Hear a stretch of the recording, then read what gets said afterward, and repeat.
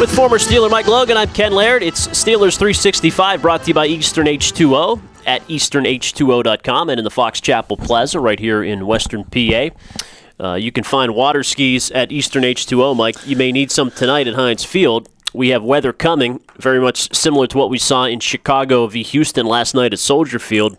You've played in some poor weather games at Heinz. Is the turf any better prepared to handle this, and what changes if it's nasty and rainy and windy tonight? Well, first of all, the brothers don't do too well in the water. We try to stay away from that. So I might need some floats, some of them little things that you put around the little kids when they get into the pool. But, the weather is supposed to get nasty tonight. I think that kind of gives a little bit of favor to the Chiefs right now, thinking how the Pittsburgh Steelers have been utilizing their passing attack, but they've been running the ball pretty well as of late. So might just be in for a hard-nosed, tough football game in between the tackles. Yeah, when the ball gets slick, the Chiefs have turned it over 30 times this year. They turn it over in good weather, let alone poor weather. But, and the Steelers' D has not been a takeaway machine.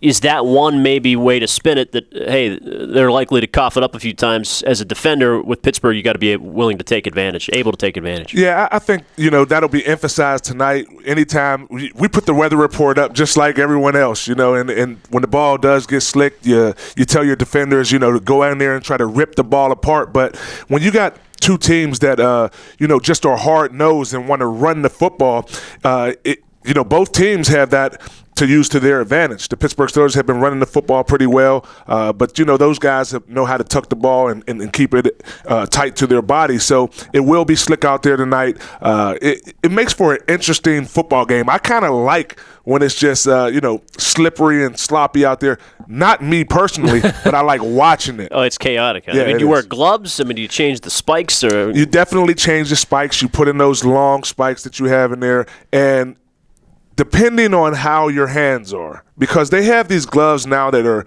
so tight and it's like using your hands, but I like to just go out and just have my regular, so I can put my fingerprints on the ball, be able to get that feeling on the pigskin, and it'll be interesting to see if the defensive backs switch it up and the receivers switch it up and take the gloves off. No Rashard Mendenhall for the game tonight. You mentioned the running game, though. Isaac Redmond has been running hot. John Dwyer is back. Can they just bang it between the tackles for 60 minutes tonight? I think they can. The past couple of games, they've been able to hand it off to whoever's been back there. It's been Jonathan Dwyer. It's been Isaac Redmond. It's been Byron Batch. But you have to also watch out for the Chiefs. I think they were first in rushing, now third in rushing.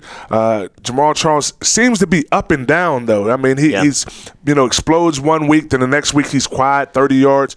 But I think that'll be something that they have in their game plan for tonight's game to say, hey, let's go in here and try to play hard-nosed football. Utilize some of that clock, because the Pittsburgh Steelers have been doing a great job of controlling the time of possession. So I think the Chiefs will try to come in and use that as well. They are 1-7 record-wise.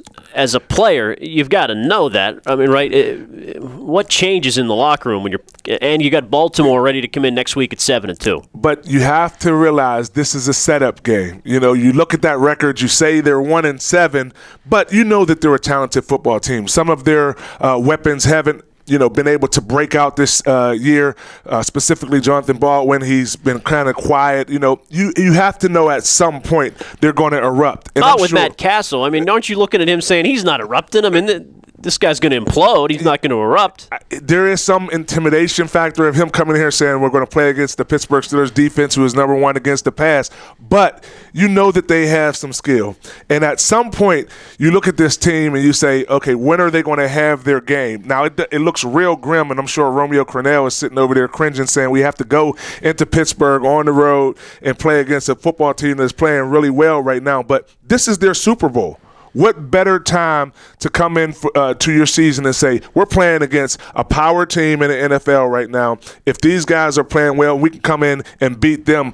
We can, finish up our season with some momentum. So it's kind of a setup game, and you don't want the Pittsburgh Steelers to get that mentality to say, hey, we're better than this team, and then play down to the level of competition and play against the Kansas City Chiefs, who aren't playing good football right now, and end up losing the game that they probably should win.